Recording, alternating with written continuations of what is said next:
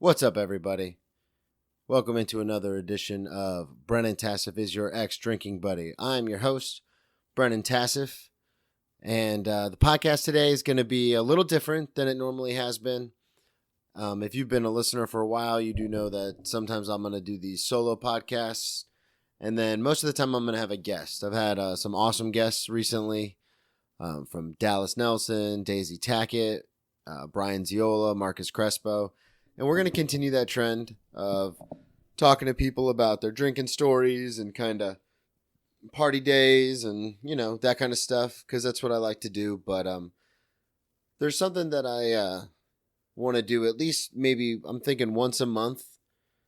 We'll figure it out as the show kind of progresses. You can always email me, Brennan Tassif at BrennanTComedy.com if you have any suggestions for kind of the show, the forming of the show.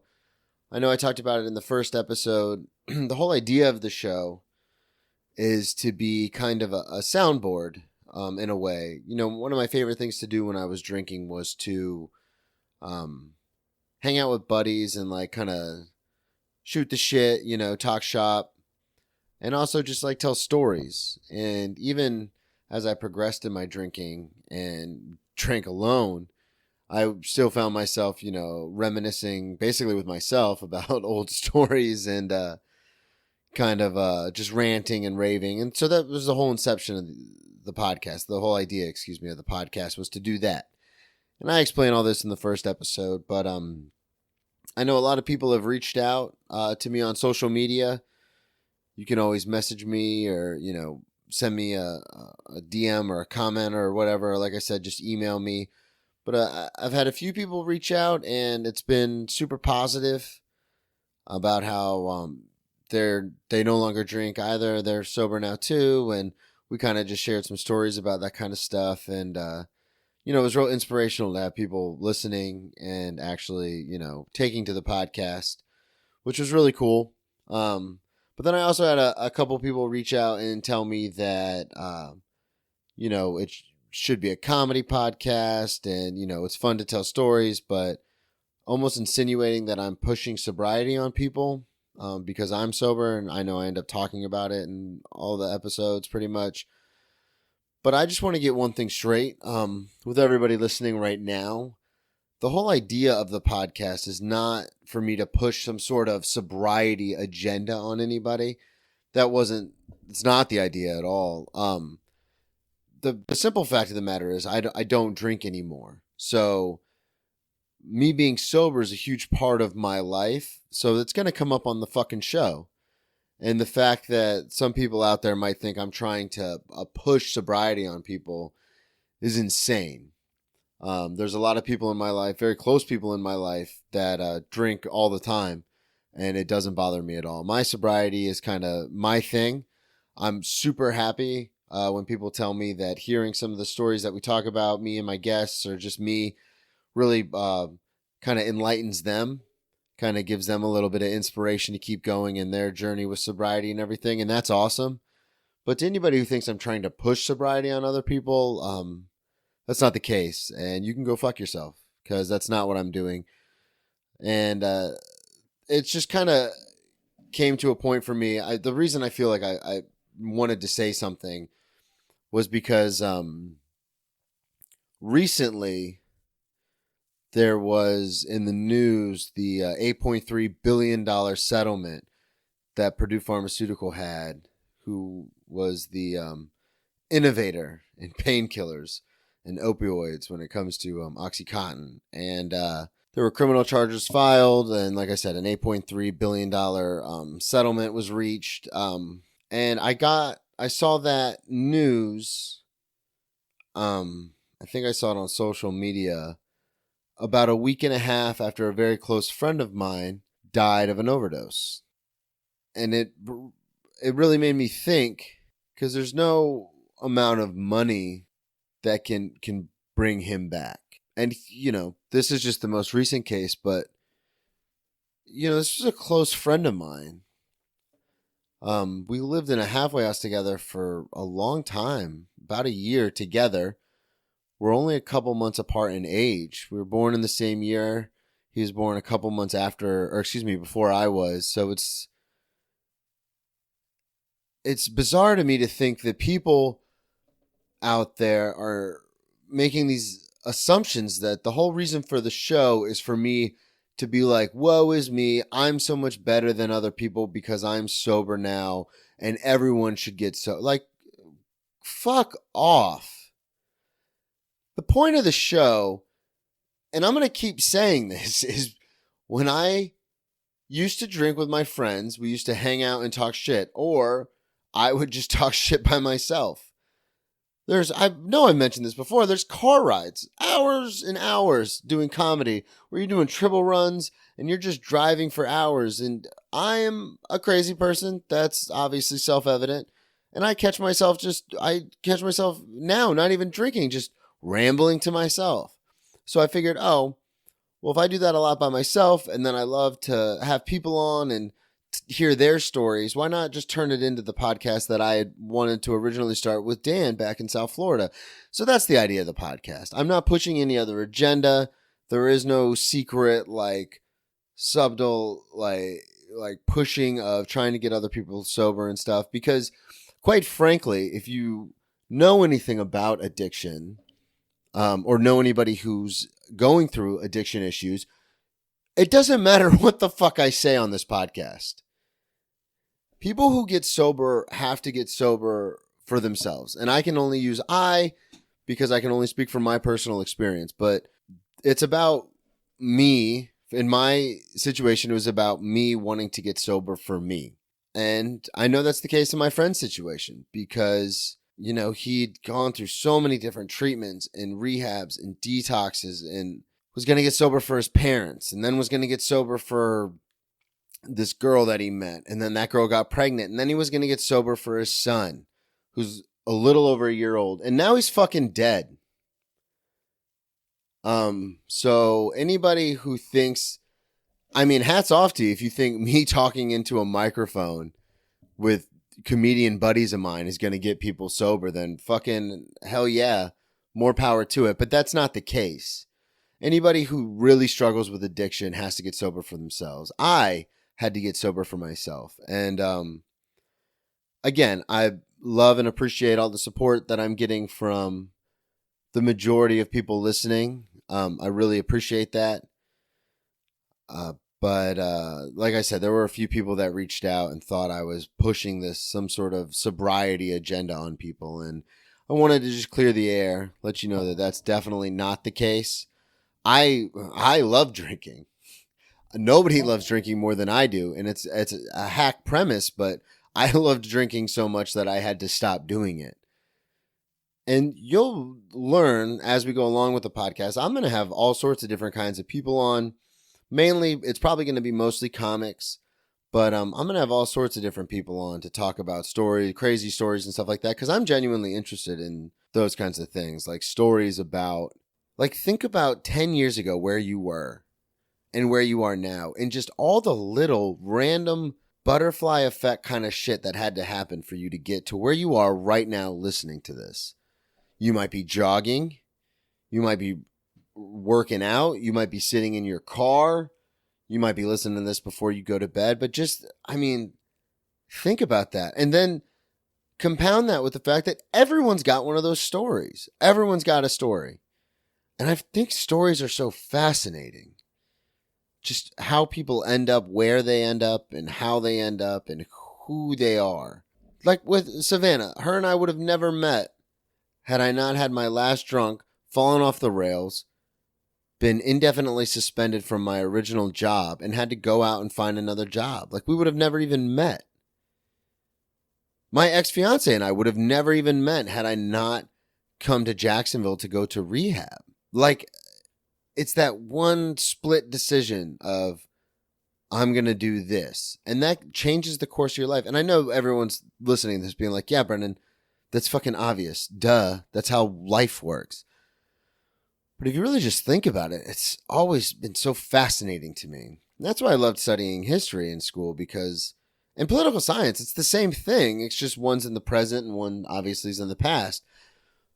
But political science is the same concept. Like, that's why I was so fascinated by it, was that one person, how just one thing can alter the course of reality moving forward. And I think that's crazy. And I kind of wanted to touch on that. And I did want to share a story.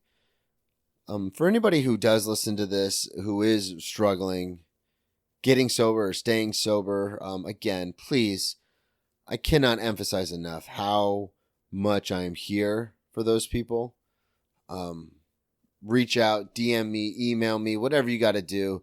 If you just want to talk, I'm here because anybody who knows me or has seen my stand-up is very aware of the scars that are all over my body. And I'm not talking figurative scars, like, oh, I'm a comic, I'm all scarred and broken. I mean, the literal scars that are all over my body from when I used to hurt myself because I didn't know how to deal with my depression and anxiety. So I would cause myself physical pain because that I understood. That made sense to me. I didn't know why my brain was so erratic. But if I hurt myself, I could focus on that and kind of take away from focusing on things I couldn't control.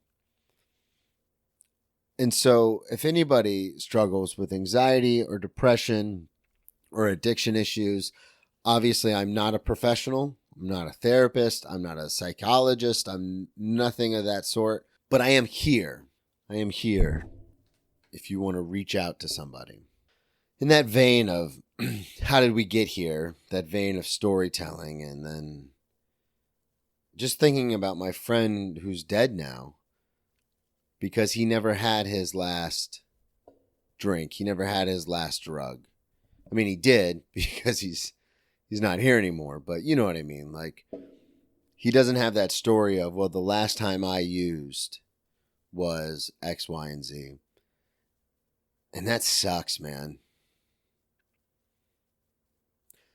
And the reason I think it hits me so close to home, not only because he was my friend, but because I was very close to being in that situation. So I'm going to share a story with the listeners about the last time that I drank. And then again, like I said, we're a comedy show. I am a comedian, so we'll pick it up.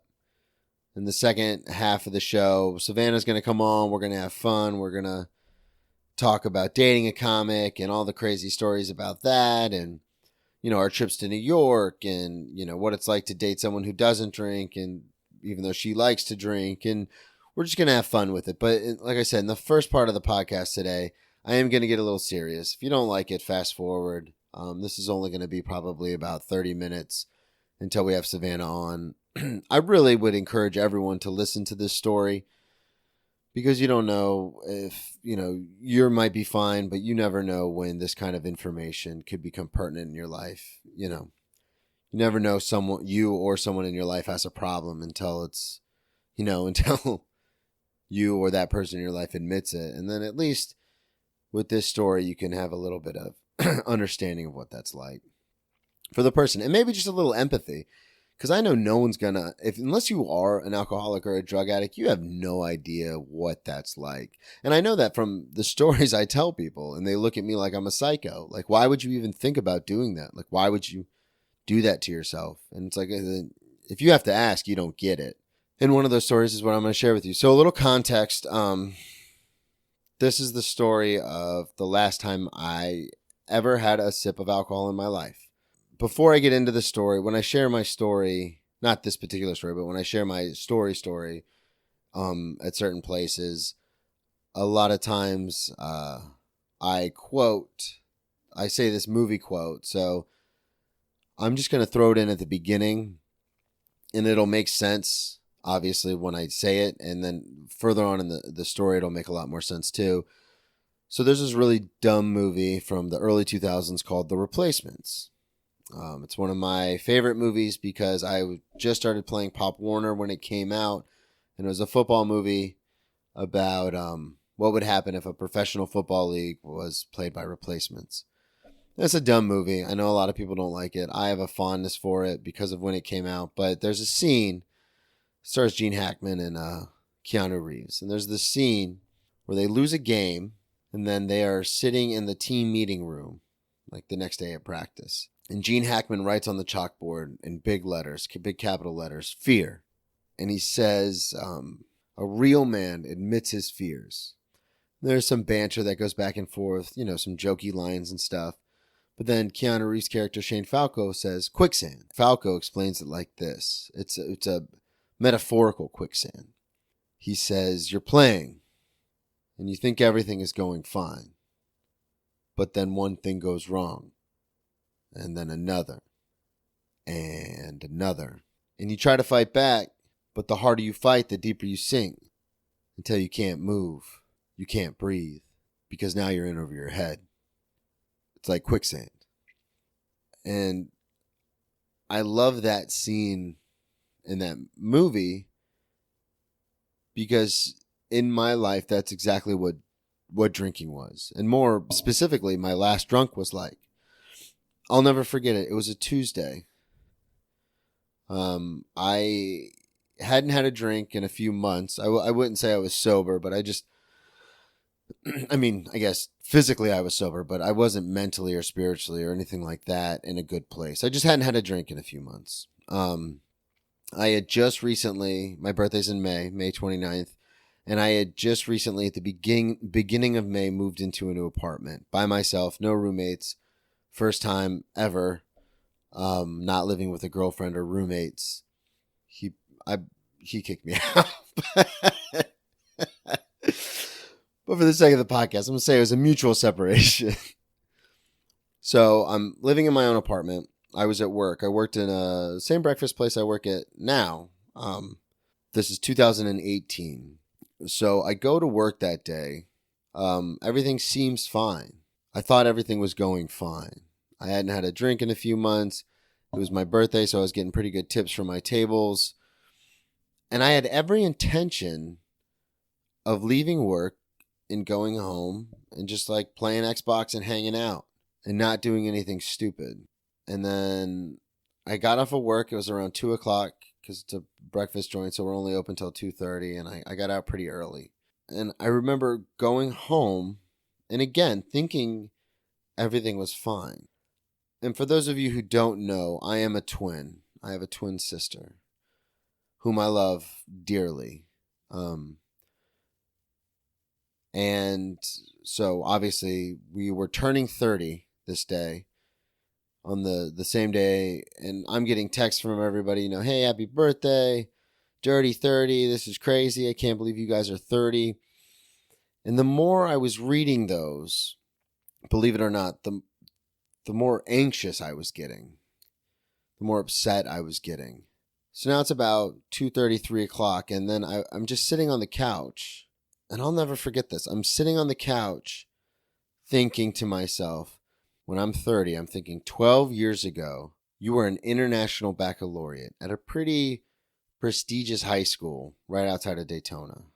And then I talk about it on my other podcast and one of the walk-offs. But then, it didn't work out. I ended up dropping to AP and honors classes. But still, I was on a pretty good trajectory. And then the more I sat there and thought, the more I was like, 10 years ago, you were going to a school, a university in Florida, playing college football, pre-law, at the time basically double majoring. I was double majoring, and everything was looking fantastic. Now, my twin sister and I are exact opposites. So growing up, I was always anxious and depressed, and she was always very outgoing, and I didn't really have any friends, and she seemed to be like the most popular person I ever met. And, a lot of that is perspective, but still, I was bullied a lot most of my life, and she was the one who would stand up for me on the bus. When it comes to my twin sister, there's nobody's back I have more than hers. And I remember thinking on my our 30th birthday, how much she had accomplished in life. How, like all the school stuff aside, all that aside, because when we were younger, I didn't really ever get into any trouble. And she got into a little bit of trouble when we were younger. I'm not going to air out her stuff, but, she got into a little bit of trouble. And I just remember thinking, here it is now, 15 years later, 10 years later, and I could not be more proud of her. Again, this is 2 years ago, but she had already accomplished so much. We were 30 together, and she had a home that she owned with a loving husband that she had been with for years at this point. They had 2 beautiful children. She had gotten into fitness and became an instructor, was leading people, was a leader of people.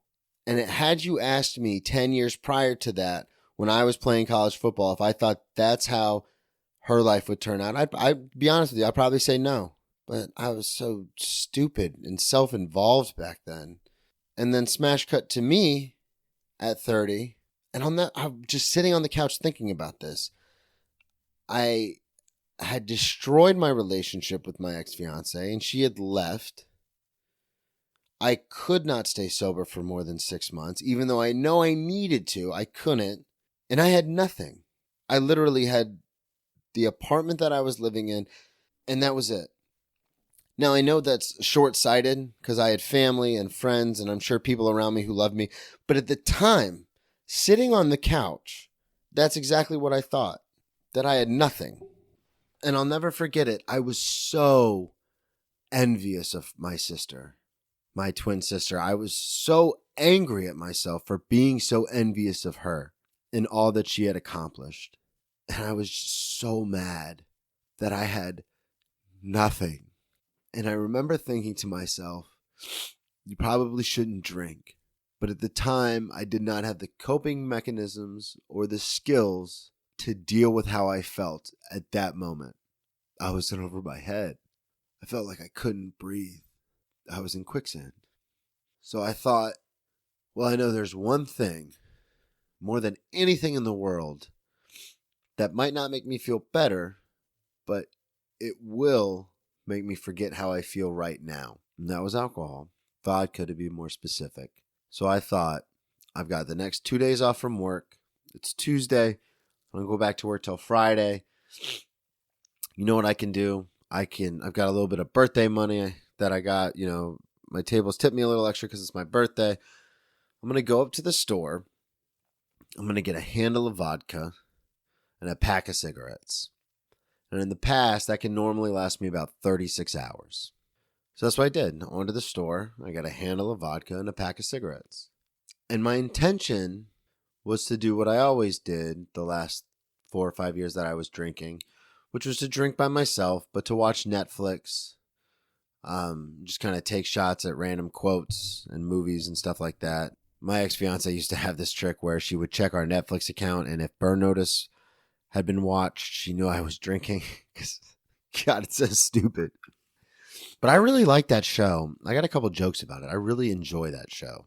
And there's a lot of moments you can drink to in that show. A lot of like good quotable lines. But so that was my intention. My intention was to get the handle, get the cigarettes, come home, and then just forget. Forget about what a screw-up I was. Forget about how I threw away football and how I threw away being an IB and how I threw away my life. I felt like the biggest fucking disappointment to everyone around me. And I'm sure if I asked them, they would have said no. But I didn't care. I just didn't want to feel anymore. So I started to drink. And I had a friend reach out to me literally that day to wish me a happy birthday. This is a friend of mine that I've known for a very long time. And this is pertinent because he messaged me, again, it was Tuesday. He had messaged me and said, hey, I'm coming into town for the weekend. I should be there Thursday. I'm going to stay with my sister in Jacksonville and visit with my nieces and nephews and everything. I'd love to see you. And I remember I said, all right, cool. We should get together. Just swing by my place. And I texted him my address. And like we were talking about before, that text is the difference between me sitting here talking to you on this podcast and my twin sister visiting my gravestone. You might think, Brennan, that sounds a little hyperbolic. That sounds a little crazy, but it's true. And I know it's true because I had doctors tell me it was true. So I drank. And it's nothing pretty. It's nothing fun. We'll just fast forward. So I drank all day Tuesday from about 3:30 and drank all into the night. Didn't really eat anything. I never like to eat when I drink because I feel like it soaks up with the alcohol and I want to get the full effect. So drank Tuesday into Wednesday. Now remember, I'm supposed to be at work by Friday. So I drank Tuesday into Wednesday. And then I don't remember very much after Wednesday afternoon. I remember taking an Uber to the liquor store to get more vodka and cigarettes. So I had gone through an entire handle in about 24 hours, which is not healthy. It's half a gallon. I remember taking the Uber, and then it's real spotty. But the one thing I did when I got home, apparently, was I left my front door unlocked, which is something I don't ever do. I'm very just natural instinct to lock the door. But maybe it was because I was hammered. Maybe it was subconsciously I wanted somebody to find me. Maybe I was hoping someone in my family or a friend would come by and like stop me from doing what I was doing. But no one knew what I was doing. I hadn't told anybody. One of the last things I remember was it was dark out.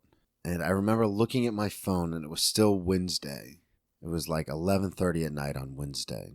And I remember not feeling well. And I was freezing cold, but I was sweating. And like not even like just the chills. I guess I wasn't even really sweating. I just had the chills. And I remember going into the bathroom and I couldn't keep anything down. Apologize, it's a little graphic, but I remember I was convulsing over the toilet, and I could hardly breathe because I was throwing up so profusely, and my eyes were bloodshot, and I felt very seriously like I was dying. And then I remember I saw the spots. If anybody who has seizures knows what those are, you start to see spots. Your head starts to turn. You feel like you can't, like you feel like you're spinning almost, like your body just keeps turning. And then I had a seizure. Luckily, I was laying down, and I know to get in the fetal position and everything. And then I came to, and your whole body's cramping because in a seizure, you're like on all your muscles. So my whole body was cramping, and I was trying to stretch out. I kept throwing up, and I remember, this is the one part that I remember very vividly. I remember looking at myself, kind of like picking myself up onto the sink, trying to stretch my muscles out, my body out. And I remember looking at myself in the mirror and thinking to myself, you're going to die 2 days after your 30th birthday, alone, in a bathroom, covered in your own vomit. And that's exactly what you fucking deserve. And I honestly believed that. Thinking about it, I honestly thought everyone's going to be right. And you're going to get what you deserve. And this is how you're going to be remembered. When people talk about you, this is what they'll say. And that was one of the last things I thought. And then just darkness, just blacked out.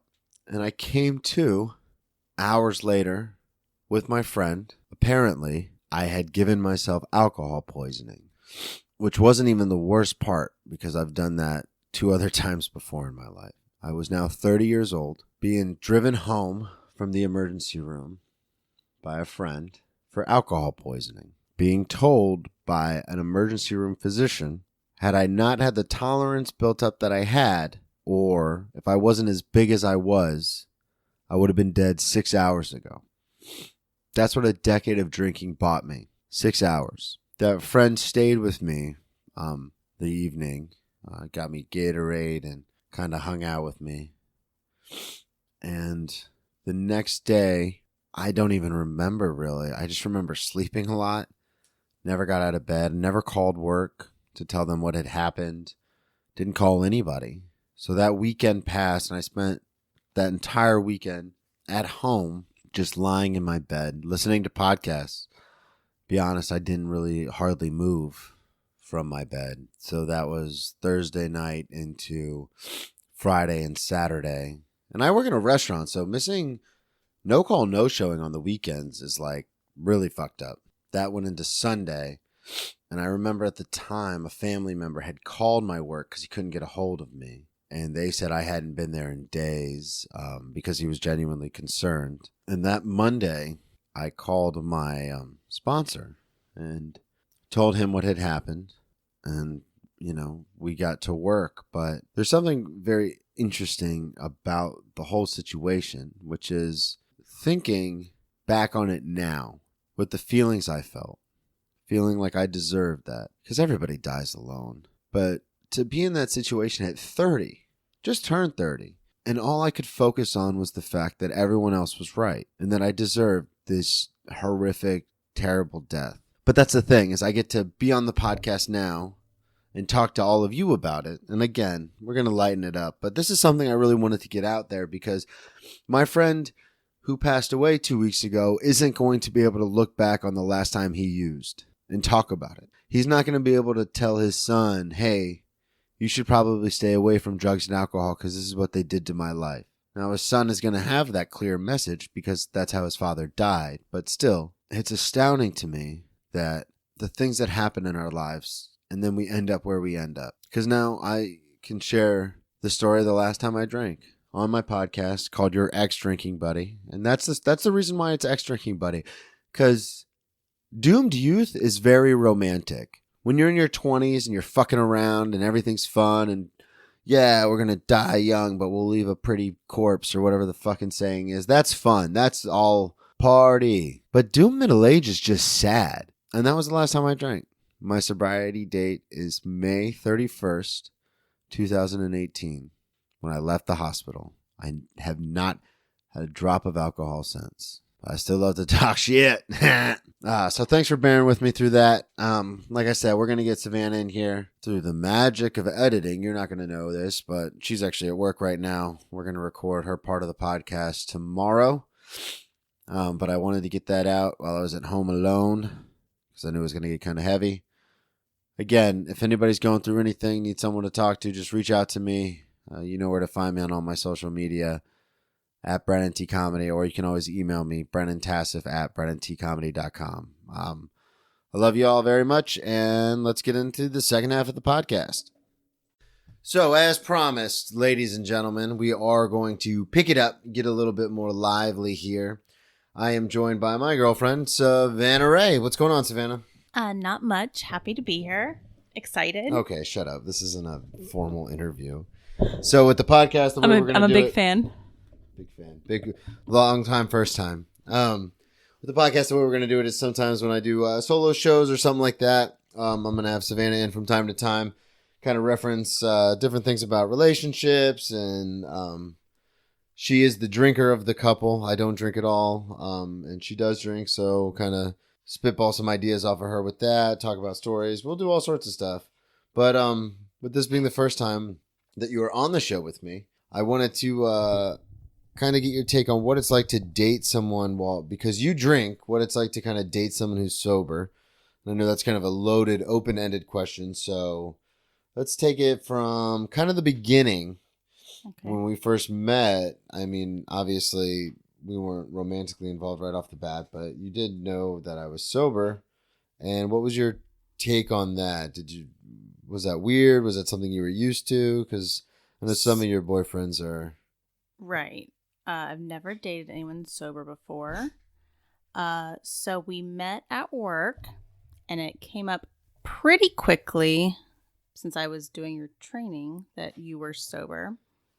And based solely on all my experience that I've had with anybody who is sober, it was like an immediate bummer. But that's because like everyone I've ever experienced who is sober is like very like righteous and judgy and I'm like very judgy, just preachy and like holier than thou. And so I was like, oh, want. But because you were like, how is this amazingly super awesome hot guy so lame?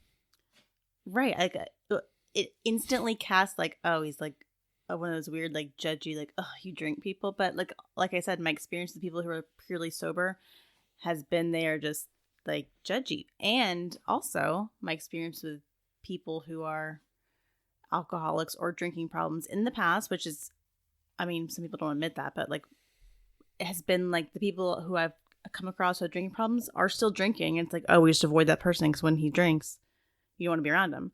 And the sober people are usually, all righteous and judgy. So you're my first experience of someone who actually is sober, but kind of. Do I need to get closer?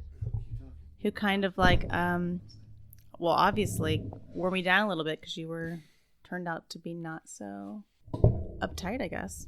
Yeah, that's a big thing that I try to do. I've explained it on the podcast before. I try not to preach on being sober. I kind of let everyone else live their lives because there's no, and I address this in the first part of the podcast today, there's nothing I can say or do that's going to change people's actions with that. But I know you've dated some wild and crazy guys in the past. Is it, I know you and I have talked about this obviously off air, but is it disheartening for you to imagine a world where it's like, oh, we'll never be able to like go hang out at a bar for happy hour and just get drinks, or we're never going to be able to toast champagne if we get married, or, we're never going to. So like some of those little moments kind of seem like bummers. But like overall, like my relationship with my past boyfriends who drink has not been like great, the drinking part. I've, had ones who drink too much and they're not responsible, or then like I've had ones who try to like bag on me for drinking and I never did anything bad, even though they drink. So like I had this weird, like as I kind of like edited down, broke up with, I guess, certain boyfriends, like, you kind of like, I compile your ideal list of like qualities. And I always thought on that list would be like someone who enjoys good wine, because obviously I like good wine. Like I like it so much that I'm interested in being a sommelier. And like that's something that I envisioned is like going out to dinner and stuff and like getting a great bottle of wine. So it was immediately which like, we still do. I know, I just drink it, but so I didn't really think that I wanted to be with someone who didn't drink. It was kind of like a whole new, when I discovered you didn't drink. Well, first of all, when I discovered you didn't drink, I wasn't like into you. I was just meeting you. I was like, oh, okay. But then as I realized... I was going to say, I would beg to differ. Normally, it's when people are the most into me when they're just meeting me. And then I start to talk and they're like, oh, never mind. No, it was actually the opposite. Like you kind of like won me over little by little. And I was like, oh, he's cute. Oh, he's charming. Oh, he has a sense of humor about not drinking. Okay, interesting. Yeah, it's my entire set list. Yeah. What was the question? Oh, like, do I miss things, or do I think I miss? Yeah, just kind of the situation, and because, and I know I brought this up with you before, but you've said things like, "Oh, it's just kind of sad, or it's kind of disappointing that we'll never be able to like sit out on the balcony because we were supposed to be in New York." So yeah, well, it's not the actual drinking part though. I think it's just the relaxing. I know, I'm sorry, the dog's driving you nuts. It's just the relaxing and the like natural talk and flow, like as you drink and like your inhibitions get lowered and you like get giggly, that like sort of like conversation that flows. But we can still have that. You just have to be in the mood for it. Yeah, and that's the thing is, that's definitely one thing that I've realized that I miss is like hanging out with old friends or family or something. And then I remember like when we hang out now, I remember this being a lot more fun. And the biggest part of that is because when we used to hang out, we used to all have a couple of drinks and then we start talking and like you said, getting giggly and talking shit and kind of having a good time. And then it was a lot more fun. And now that I'm always aware and present with what's happening, it's not as fun to kind of just hang out and talk. But I know you have to like make a definite effort, but also like we kind of figure things out as we go to, because obviously it's my first time ever dating someone sober.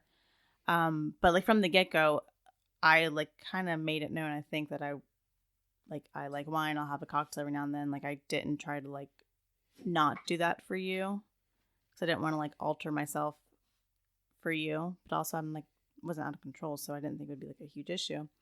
But we like, for instance, like the after dinner drink thing, like we kind of like figured that out, like.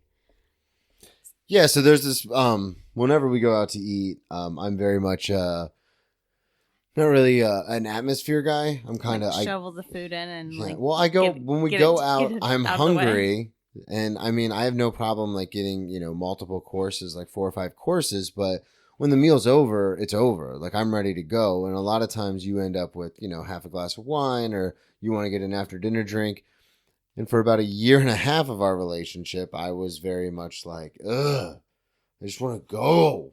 Like, let's just go home. Like the very first time, like I ordered an espresso martini, like the dessert came first and then that came later, and like the dessert was shoveled down, and then it's like, well, crap. It's not shoveled down. I just eat quickly. Okay, gotcha. Well, like I'm full, so like, I'm like having a few bites, and then it's just like gone, and then my drink gets there. I'm like, oh, now I have to chug this because he's obviously ready to go.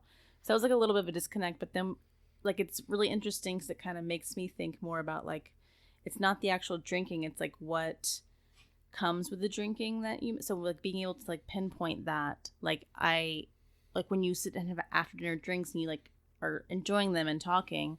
And then I was like, you should start getting like a freaking cappuccino or an espresso and like having something to drink and sip on. I believe that was my idea, but yes. I believe that was my idea. But yeah, we did come to a very good compromise, I guess you'd say, in that instance. Because and it works out for me too, because a lot of times by the time we're done eating, because we get such big meals, I'm like ready to go to sleep. So it actually is a win-win, because then you can sit and relax and finish drinking whatever you're drinking, and I can have some coffee or some cappuccino or an espresso, depending on where we are. And then that gives me a nice little zip to kind of keep the rest of the night going, as far as like, if we want to go do something after or something like that. But so now we're we just passed 2 years of dating. Right.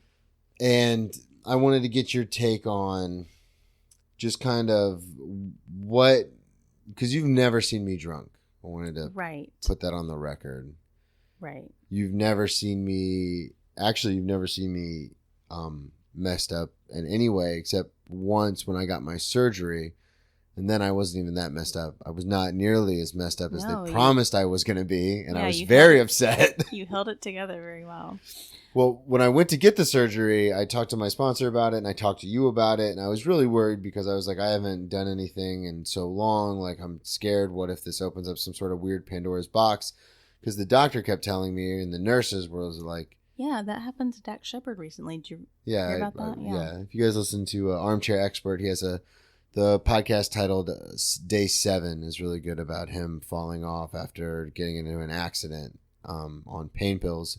And I've seen that outside of show business circles. I've seen that just in my daily life, like my real life, like that happening to friends and things like that, people falling off because, they got sick, so they started taking NyQuil. Well, a lot of people don't understand this or don't know this, but NyQuil is like 10% alcohol. Mm-hmm. I know Jay Moore used to say, that funny kind of bit that he had where he'd say, yeah, I would tell people I was sober, then I'd go home and drink 2 bottles of NyQuil to fall asleep. Like, that's not, you know what I mean? Like, that's not. Yeah. So I was really worried that when I got the surgery, I'd be messed up. But yeah, I came out of it, and I was talking to Nick, my anesthesiologist, and everything was fine. And I told you, he even said, like, normally people are really, like, messed up coming out of this. And I was just talking to him about his daughter playing soccer, and I remember all of it. I was fine. And yeah, that's crazy. So yeah, so you've never seen me like messed up. And I tell you all the time, and I think this is something anybody who is not even struggled with addiction issues, but anybody who's had moments in their life where they like to party a little too hard can kind of attest to, is that it'd be fun. I tell you this all the time. It would be a lot of fun if I started drinking again for the first while. Mm-hmm. But then, and you're always like, yeah, that sounds like it would be fun. Like, sometimes I describe it to you and you're like, yeah, that sounds like a great time. But then I kind of get into the whole, but then I'd stop going to work. Then I wouldn't, take care of the dogs. And then you'd be coming home and I'd be passed out on the couch with like bottles around me, smoking in the house. Yeah. So when I first started dating you, like, I really have never, like I've said previously, like, never had experience with someone who is an admitted alcoholic and recovered. So it was like my first experience with someone who is sober and saying I have a problem, because I feel like in Duval, if you have a drinking problem, like all my circle of people, like there's the people who drink too much and like can't admit to themselves, and like the sober judgy people, that's the only type I've had experience with, like I said earlier. So it was very interesting and enlightening to be with someone who was like, no, I have a problem, like if I drink, like this will happen. And then I was very instantly transported to, yeah, I would hate that. I would not, we would break up, because that sounds like a nightmare to deal with that. Yeah. Yeah. And that's the thing too, is that it's interesting. And I think I've told you this, but I know I think I've talked about this on the podcast. If I believe I touched on it, in the first part of this episode.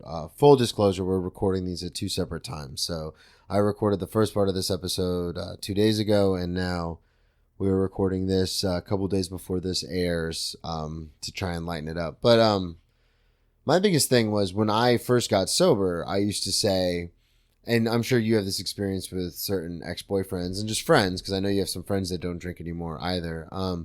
But I would say like, oh, I can't drink. I know what's going to happen. If I drink, I'll miss work. Or if I drink, Alyssa's going to be mad at me. Or if I drink, my boss is going to be mad at me.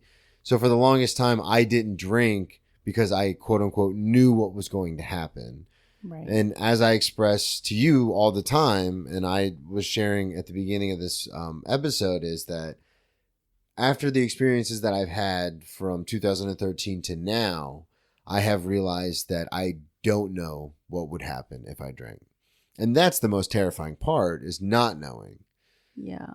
Because, I can tell you, oh, it'd be fun for the first couple weeks, but then things would start to go off the rails. And like, I've never struck anybody, like as far as like any of my girlfriends or anything like that, but like I've never even thought about that. No, but I'm saying like I get loud, and I can be, I'm an aggressive person now, so imagine, if I'm drunk and pissed off. I mean, you tell me all the time how I just get like a spoiled little child, like start stomping my feet around the house, and now like if you mix that with alcohol, it'd be. But like the thing is, you like ruined it for me. So even if you like fell off and started drinking really fun, like I would fast forward in my mind like a few weeks later and see you like not going to work and getting fired and not being able to pay rent and like all this stuff. Like, so it's like just by you going over like what eventually would happen, like it wouldn't even be fun for me. Even if you were fun, like if you fell off and like were casually drinking for 2 weeks and it was under,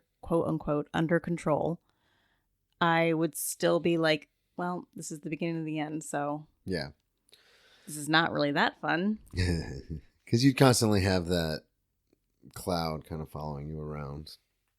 But yeah, let's cheer it up. Let's liven it up a little bit. So, okay. Savanna and I were supposed to be living in New York City as of April 1st. Well, I thought you said cheer it up. Now you're going to depress me. Well, I wanted to talk about our whole reason to move to New York, which was my idea, and I want that on the record on the podcast. Wow.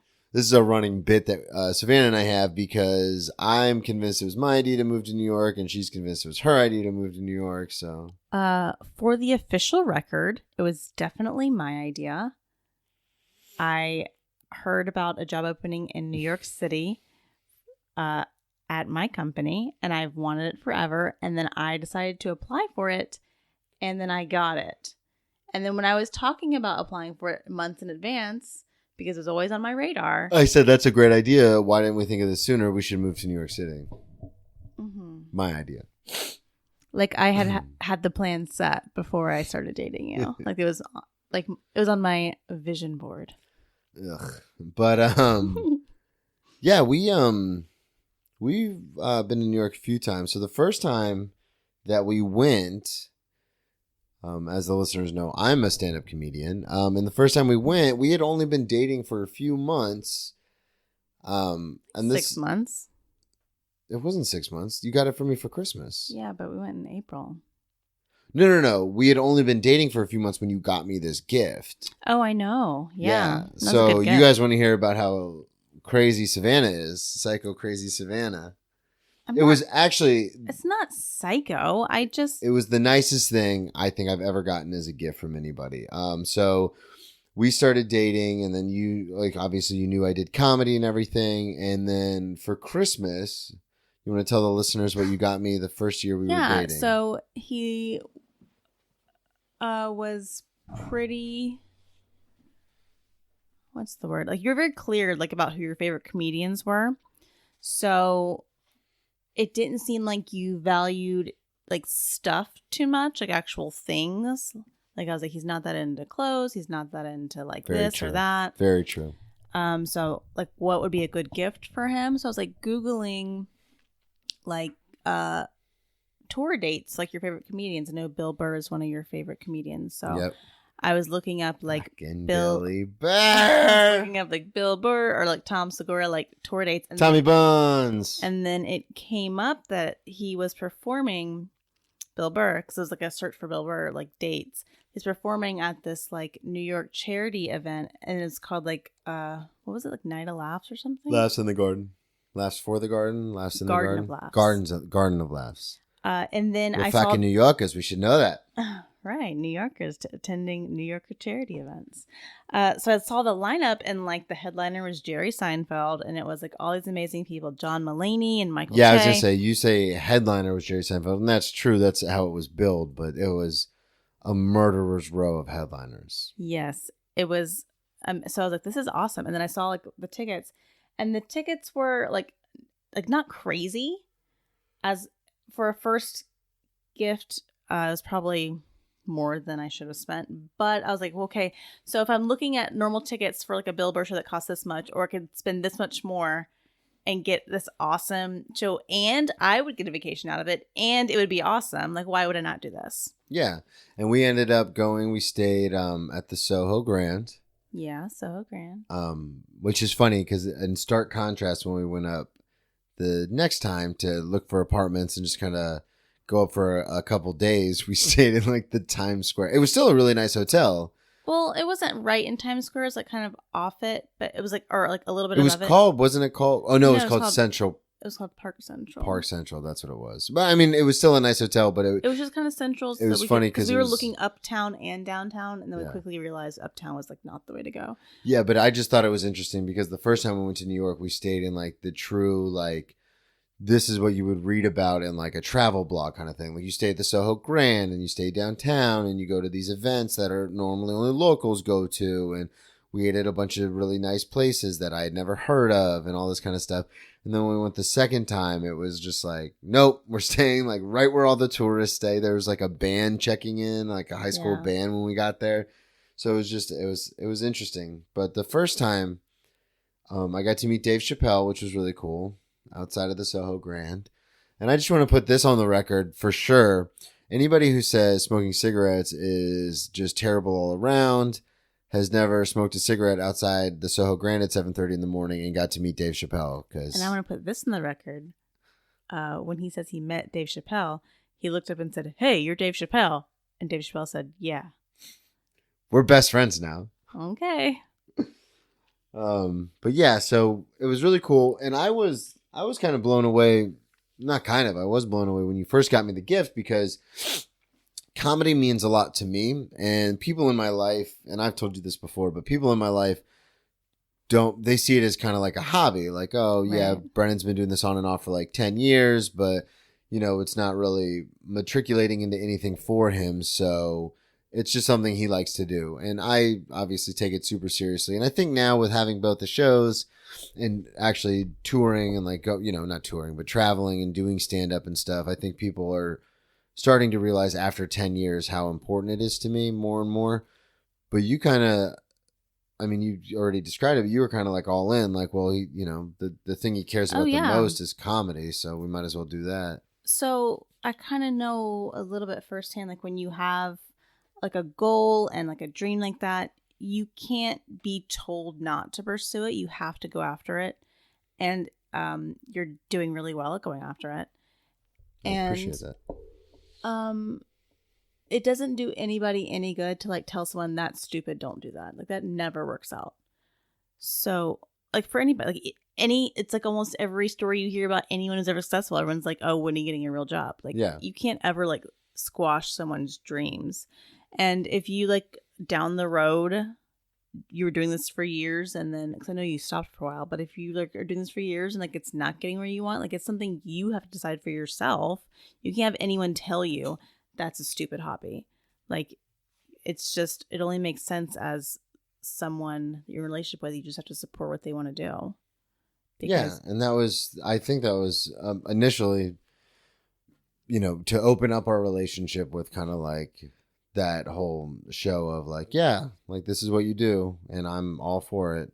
Yeah. I mean, because I know absolutely. sometimes you watch a lot of stand up, like when you go into your office and you kind of when you do your things in the office, a lot of times you have stuff in the background, and a lot of times Yeah. it's comics that Buns or Bill Burr or, Sickler or any of those kind of guys. And these are comics that I really, really like. And you just kind of have them on in the background, but it still it's cool because one, I'm sure you would still watch them, regardless. Well, that's not true. Like I definitely pick things that I know that you would like because I like to like know what you're listening to. And I like to, if there's something that I think is particularly funny, I like to be able to joke with you about stuff. So like I do pick things that I know you like. Well, but I mean, I pick things that I like too. But like if I'm just like, oh, I don't know, I'll put this on. I know he's seen it a million times. Well, it's also weird too because when we go to New York or sometimes around here when you come to shows, Savanna has a very odd way of showing her humor. She doesn't really ever laugh out loud too much. I shouldn't say ever, but like we'll go. I know this happened a lot when we went to the Cellar because we were going to the Cellar like 3 times a night. The 5 nights we were there, 4 nights we were there. But after the show, you go, yeah, no, they were really funny. They were really funny. But your way of showing it is to kind of just smile and nod and then occasionally chuckle. And I thought for the longest time, and I could still be way off and wrong about this, but I thought for the longest time you were just trying to appease me. Like, oh, no, they're funny. But you just don't have that, like, guttural reaction that I do. Because right, no. everyone makes fun of me that I laugh at everything and I laugh like an idiot. And I'm really restrained. But I will say, like, when I get, which this is something is weird because, like, when I get, like, tipsy and stuff, I laugh a lot more. But I think I don't get, like, I really let loose and get as tipsy around you because sometimes I feel like I don't want, because, I know you joke, like, oh, ha, ha, glug, glug, glug. But, like, sometimes I'm kind of nervous about, like, getting too loose around you.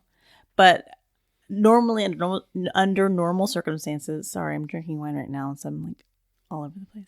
Glug, glug, under glug. normal circumstances, I'm pretty restrained. I don't laugh that much. I'm just like a smiler and kind of like a little giggle, but which in the comedy world we have nothing but admiration and appreciation for. I mean, whatever. No, it doesn't feel natural to be like, yeah, to do that. It's not natural for me. Yeah, that's odd too because I laugh at the dumbest stuff all the time. So what is it like? Let's keep this on track. What is it like? In your experience to date someone who does comedy? Because I know you and I in the past have had, times where we're completely understanding and it's like, okay, no, I know you got to record the podcast or I know you got to go do this show. Then there are other times where, there might be a miscommunication and you or I could get really frustrated. Like, what do you mean, you got to go in your office for 3 hours to record a podcast? Or what do you mean you're going out of town to Daytona to do a show for like one night to do, you're going to drive 4 hours round trip to do 10 minutes. Like what? So what is that like not having a normal schedule, like, boyfriends in the past where it's like, yeah, I go to work from this time to this time, then I come home and I drink and then we go out and then that's the day. So honestly, I don't really mind all that stuff in general. The only time where it seems to be like an issue is when like when I'm trying to like picture how like this day will go. Like, so if I have a day off, I'm trying to like, oh, and trying to like make, like start in my head to make the effort of like having like a nice day with my boyfriend. Like, oh, this should be nice. And then come to find out you have all this stuff planned. That's the only time it's like a bummer. It's like, oh, well, I didn't realize. But I mean, you always have stuff planned. So it's like my own fault for not even like thinking about like your stuff outside of actual like your job work, but like your comedy, like that could be very flexible or spur of the moment. Like I don't it's even think about definitely that. Very fluid. Right. So like when I start like getting carried away in my head about like, oh, maybe we could do this day or maybe we could do that. And then I realize I have all this stuff planned and it's like, okay, well, whatever. But that's just like a very brief reactive reaction, because honestly, like, I like having a lot of time to myself, so I don't like care too much. Like, in the end all be all, like, I don't mind. Okay. Yeah, because I never really know, because I'm very introvert, so like time to myself is okay, but like the only time is when I like envision us like, oh, maybe we can take the day and go like somewhere cool like Cumberland Island and see the horses. Like, I'm thinking this stuff, and then like I'm just like casually chatting with you, and then you're like, yeah, I'm doing this and this tomorrow. I'm like, all right, well, dreams dashed. Okay, never mind. Alone time again. Cool.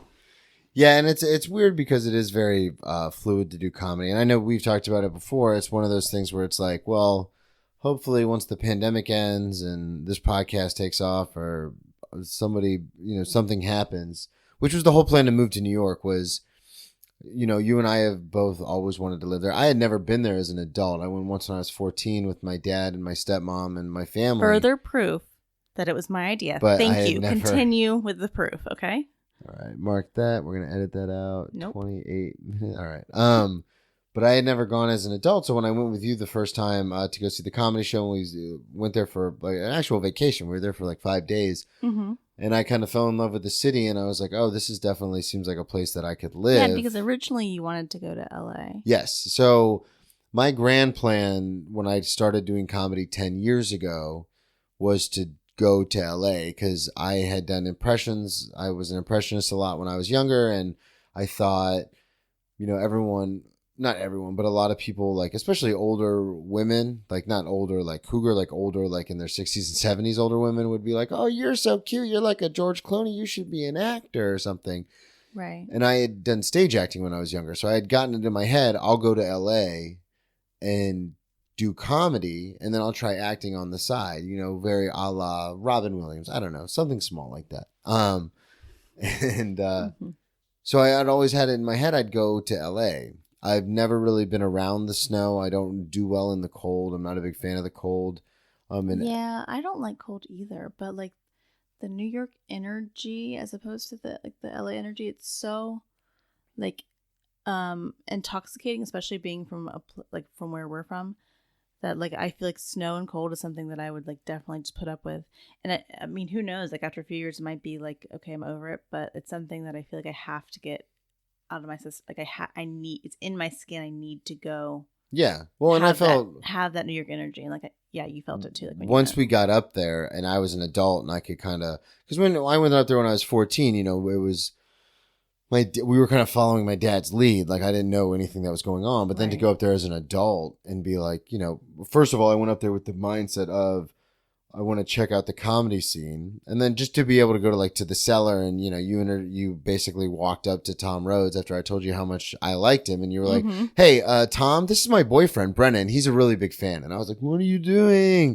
Or like to be out. So that's like I got some drinks in me. Whatever. You like him? Let's go say hey. Yeah. And you're like, no. I'm like, yeah, we're going. Yeah. And like I got to, smoke a cigarette outside of the cellar with Dave Attell, and everything's just kind of happening. Oh yeah, that was cool.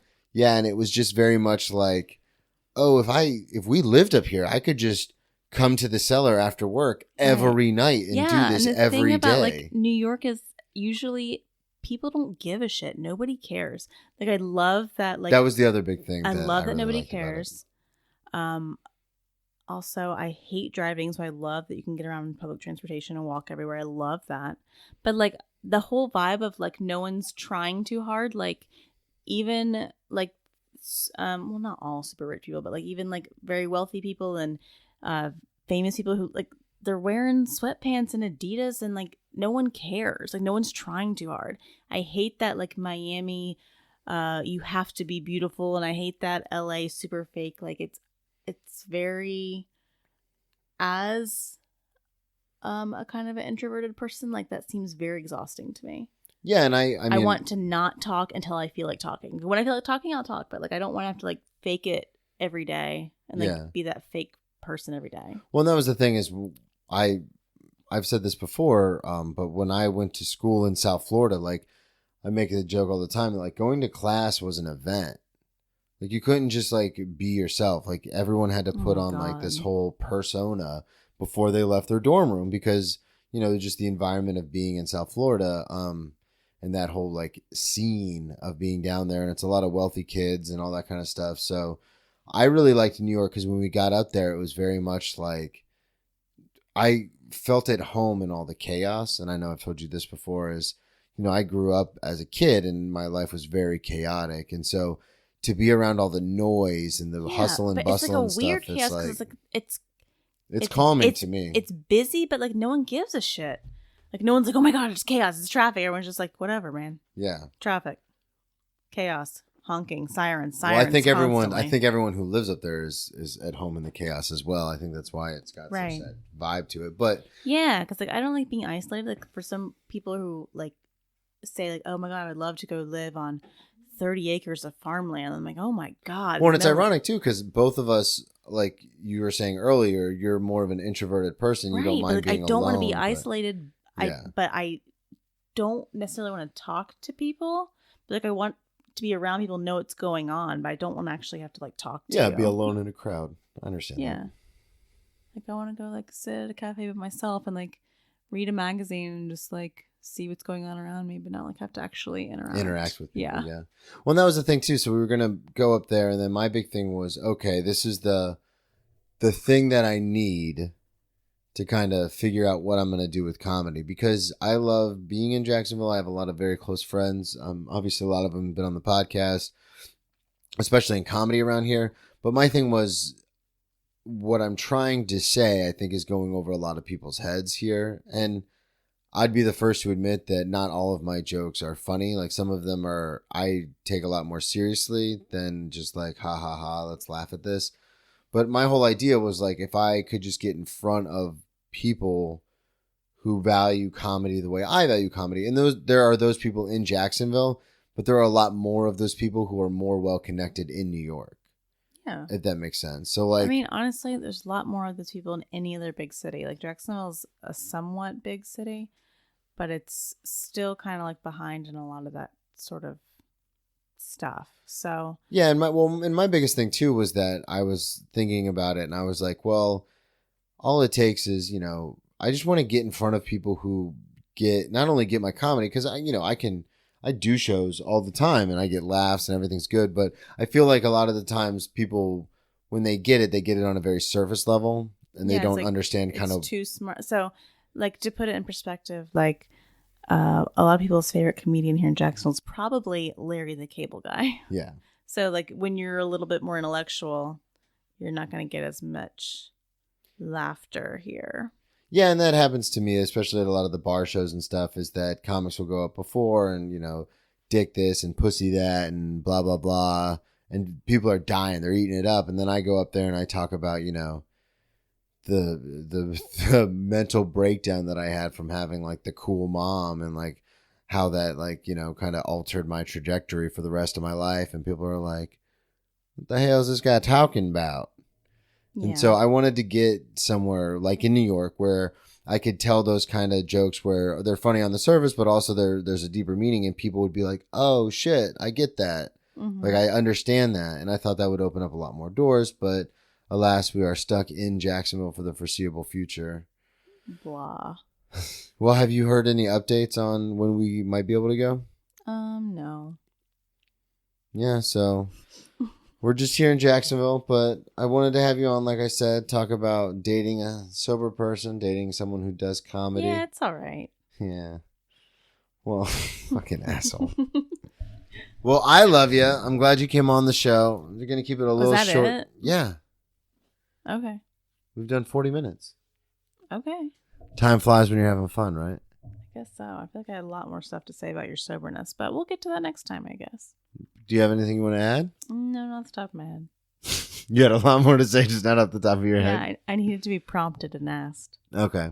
Well, like I said, Savanna's going to be kind of a regular occurrence on the podcast. If anybody has anything they want to ask her directly, and don't email me asking for nudes of my girlfriend, I would really appreciate you to not do that. But is there anything else? That? What? Who would do that? I don't know. I don't know who listens to this. Oh, okay. Savages. Are you kidding me? The Discord for the podcast network I do my other show on, they're always like, oh, is she there? Is she there? Blah, blah, blah. Anyway, that's We'll talk about that off air. I love you. I'm glad you came on. We'll definitely have you back. Is there anything else you want to say to the listeners? No, I'm good. This is fun. All right, babe. Thank you again, everybody, for tuning in to, I almost called this the name of my other podcast. Thank you, everybody, for tuning in to Brennan Tassif is your ex-drinking buddy. Of course, I'm your host, Brennan Tassif. You can follow me on all social media at Brennan T Comedy. Send me an email if you want to talk to me directly, brennantassif at brennantcomedy.com. And we will talk to you all next week.